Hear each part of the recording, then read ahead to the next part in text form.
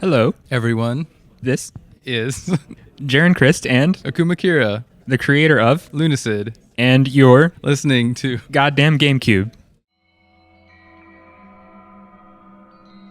Hello, everyone, and welcome back to another episode of Goddamn Gamecube. We're here at the 2025 Game Developers Conference. Today on the show, we've got 2/3 of Kira LLC, Akuma Kira and Jarren Crist. Akuma Kira is the project leader of Kira LLC. Jarren Crist is a composer, and we're here to talk about their game Lunacid, as well as their personal journeys through music and game development. Akuma, Jarren, how we doing? I'm doing good now that I've navigated the traffic to get here. Yeah, same here. Happy to talk about music and all that. Let's do it.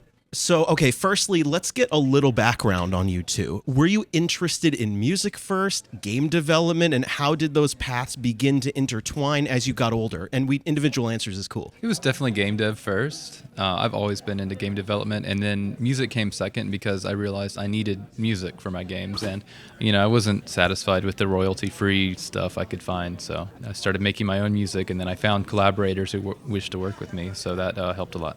Yeah, and for me, it started with music primarily, and then I ended up meeting Kira at one point and starting to work on music for games, because before that I did a few years of just like solo stuff. But I was always really excited about game music and had an interest in it from a young age, just didn't know how it all like worked and how to get in on that. So from there, I got more opportunities and made music. Sure, okay. And now if we're talking more about background, did either of you study music or game dev in college, different path, or maybe in a few sentences, how did you go from there to here? I started just making my own games at home, but I did go to college and get my bachelor's degree in game design. I wanted to study, music theory in college, but then when I found out that the classes would be an additional, thousands of dollars, I didn't take them and just stuck to YouTube tutorials and stuff. Yeah, and I don't have any formal training whatsoever music-wise. It's all been kind of by ear and just experimenting, all hit or miss until I get it right. Right on. Can you give me some more details about how you met and became collaborators? Yeah, so one of my first jobs, I worked with Kira's partner who introduced me to them because she heard that I made music and they were making a game and wanted some music for it. So that connection kind of happened through a fast food job. Sure. And went from there. Awesome. Yeah. I mean, you pretty much covered it. I like how you gave no free advertising to Arby's, which is fine. So let's get right into games. So I said this before when we were not on record. Lunacid made me so happy. I'm such a Kingsfield and old school RPG head.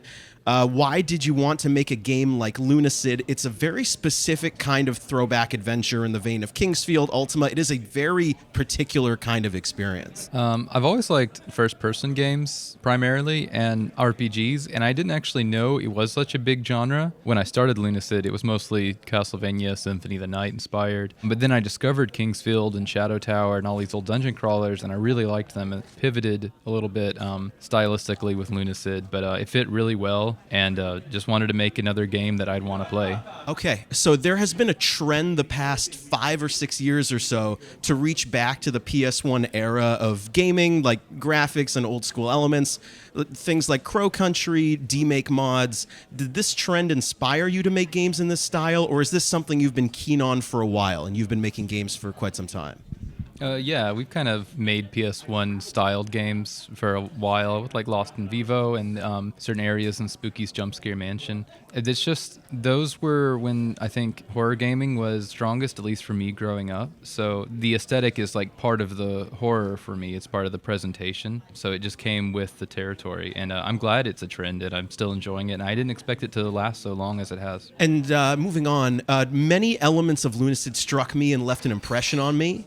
Namely, I call it the playfulness of the magic system. At what point does the game design become less intentional and more of a playground? When do you let go of the balancing act? For example, players stacking coffins on top of themselves or using spells in unique ways to solve puzzles and maybe in ways you didn't intend. So the second spell I made was the coffin spell, and really early development. The first one was Flame Spear, but I just wanted to mess with the physics system, and when I was getting the base mechanics done, and I wanted the magic to be fun and have utility spells, and not just damaging spells like the Ghost Light spell. But then I also wanted some stuff that was just like for the lore or just for fun and weirdness sake, like the Lithomancy. I kind of discovered gameplay you could do just by stacking coffins, and then since it was early access, I was a lot of feedback, and I got to see what people were doing and how they were breaking the game, and then make it part of the game in the end. Okay, so in quotes here, quality of life improvements is a term used in modern game design frequently, offering players convenience, removal of annoyance. Some folks argue that quality of life elements have actually taken the gameplay out of games. Elements of the game are being done for you, taking actions out of your hands. Where do you land on this discussion? As a team that makes PS1 era game design choices where quality of life elements are minimal, how do you balance old school mechanics in a modern gaming market?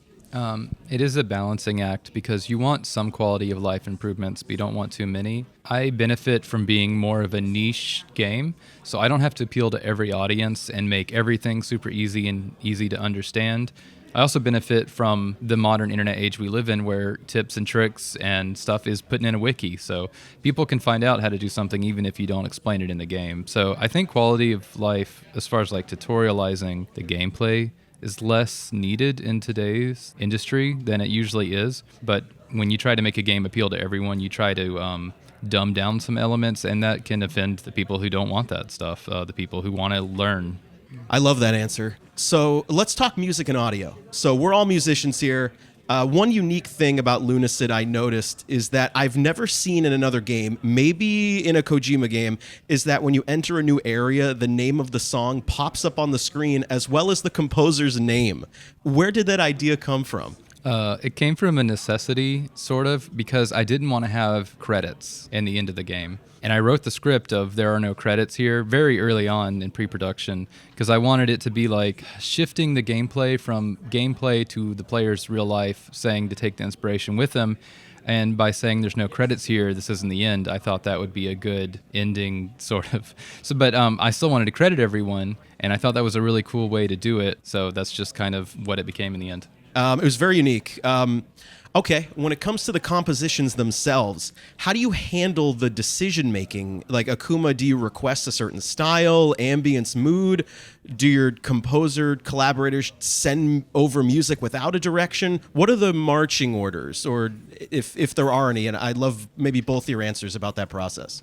Typically, I have a certain mood and style that I want for an area. Sometimes I'll have references for the music, like I want something that kind of sounds like this, but a little different, and along with screenshots of the area to match the mood. And other times, I just have a written description. And then a couple of times, I ask for music, and then I change the area to match the music. Yeah, I think there was one situation where I saw them post screenshots on like Twitter of a dungeon area, and I'd like reach out and like, I want to make music for that. Can I do that? And then I just kind of made it off the screenshots vibes alone. And other times I've seen like some beta footage of an area, or it's like references of like from a certain artist or a style to achieve, like the Le Fanu. Yeah, there's artists Dune Conda and Labyrinth that were kind of used as references for like the feel and style of the music in that area. So it's almost a different process each time. Interesting. Okay. Any anecdotes about the development process that fans would find interesting? Maybe things made by mistake, any fun stories, whether that's audio-wise or that's gameplay-wise, anything that fans would find interesting that folks don't know?